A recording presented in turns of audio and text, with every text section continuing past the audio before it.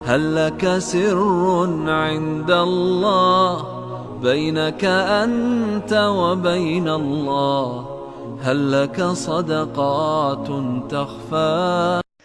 السلام علیکم ورحمۃ اللہ وبرکاتہ۔ الحمدللہ والصلاۃ والسلام علی رسول اللہ۔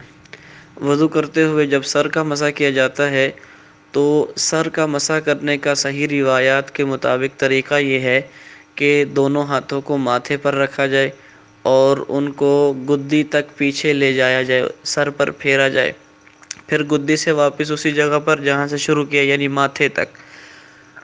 یہ سر کا مسح کرنے کے بعد کانوں میں انگلی پھیری جائے یعنی کانوں کا مسح۔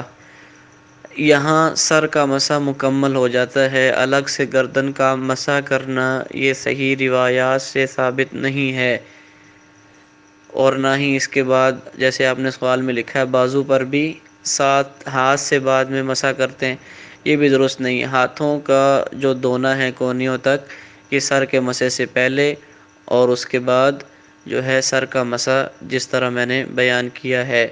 واللہ اعلم۔ السلام علیکم ورحمۃ اللہ وبرکاتہ۔